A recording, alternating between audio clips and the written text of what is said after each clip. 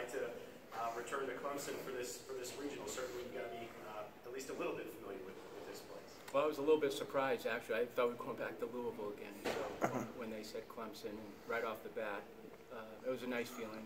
It's good to get back here.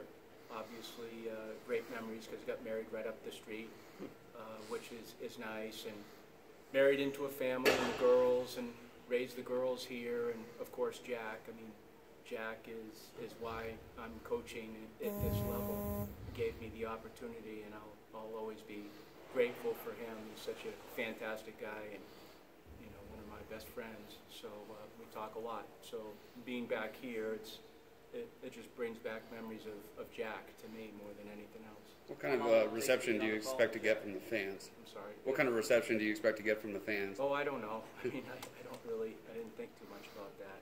But it's good to see a lot of former people that I worked with, like Brian Hennessy and others, just walk on over to the ballpark and see him. It's good to see friendly eyes, and we're very, very fond of a lot of people here. Where did you get married? Got married, was it when Matt Padgett missed that kick, field goal against South Carolina. I don't even know what year. It's been 20 years. But where's what I was? Oh, where? Yeah. Right over at the Madden Center. Oh. Yeah, Rick Barnes was at the party. It was a fun day. I think the wedding only had about 6 people there. It was a small wedding because it was Maggie's second and my first, and I said, give me a cheap ring and no pomp and circumstance. Let's just have a nice party, and that's what we did. Do you expect to spend some time with Jack while you're here? Obviously, he's still close by. And Yeah. I mean, he gets in tonight. He's been traveling, but I've been talking to him quite a bit, and hopefully I'll get to spend some time with him tomorrow night. Our daughters are coming in, so hopefully we'll get one. How does this Clemson team compare to some of the great teams that you coached here? I don't know. To be honest with you, I try to stay in my lane, and I mean that.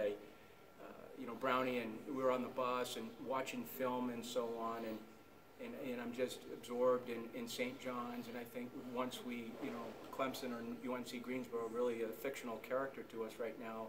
I've watched both of those teams from afar, but I haven't spent enough time really looking at them to delve completely into them. But we're here for a reason, and that's because Clemson's hosting. That's because they've played good baseball.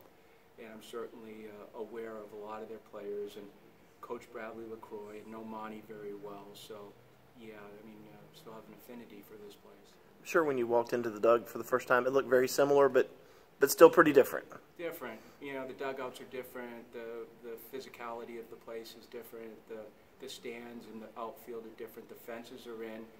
That's new because our fences, we brought them in, I think Brian can tell you, but probably a year or two when I was here, my last couple of years, the Khalil Green years. And then, of course, your football facilities here are just amazing. So those weren't here. But there's some physical differences to the place, but it's still Clemson. It's country. It's nice. It's a good feeling. What do you tell your outfielders about how to deal with going back to the fence with the hill, having to navigate that?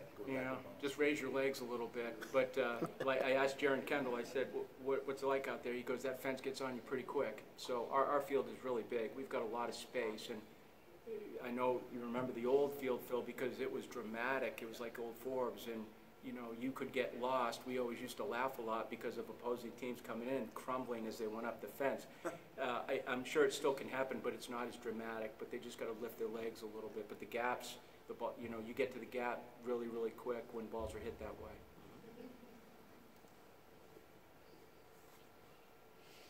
Coach, how much of a security blanket does it have in Kyle Wright going in Game 2? How much of an advantage does that give you if you're able to beat St. John's tomorrow? Well, he's going to go Game 2 regardless. So we feel pretty good about our starters. Raby obviously is someone who's grown throughout the year, and then Kyle, we switched to a 2-spot for no other reason than just to change things up midstream. But yeah, he gives you a chance to win. He's quite competitive, and he's a coach's boy now, so he's a low maintenance kid. I mean, I've just really enjoyed being a part of his life while he's been at Vanderbilt. But he's a good competitor and very deserving of the accolades that have been coming his way as of late. It started maybe slow from a numbers standpoint, but we knew what we had in him, and he's really developed as the years progressed. Is it maybe part of the charm of this tournament in particular that a guy like you has a chance to come back to a place that he's coached before? Because in basketball, there's not really that opportunity because, you know, they go to civic centers or they go to downtown arenas or NBA facilities. But in baseball, they come to these campus sites, which sort of sets up a situation like you've been talking about. Yeah, and you said charm. I mean, that you know, some of the memories that I have here are, you know, bringing Casey Stone off the field against Seton Hall, you know, before we went, you know, on the road, and Keith LeClaire, van parked down the right field line when he could no longer walk, and he was watching us play his East Carolina team, and all of the players going in his van to see him. There's just certain things that that I remember here. The last Super Regional against Arkansas, where we lost on Friday night and then came back and won Saturday and Sundays. Just a lot of good memories of big games here. You know, the South Carolina series were always special against Ray, and yeah, there is some charm to it. You bring something up that is probably not thought about by a lot of coaches, but it is true to come back to a college site, particularly this one. Coach, you've played in some imposing ballparks in the SEC. You won the South Carolina series in Columbia. I imagine that gives you a pretty good deal of confidence that your players will be ready to handle what they see here at Clemson should you play Clemson.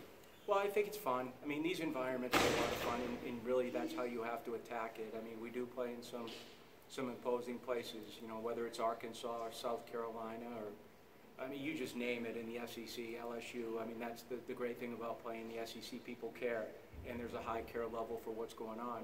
So they attend, and they're all over you. But, yeah, I mean, we enjoy that. We feel like we've played a pretty good schedule, and we've won 33 games. And I think the toughest thing when you win 33 games and lose 22 is put perspective on your season and saying, you know what, we're good. Now you take a deep breath, and now it's Christmas time. You know, it's the baseball time of year where you should have some fun for what you accomplished during the course of the year.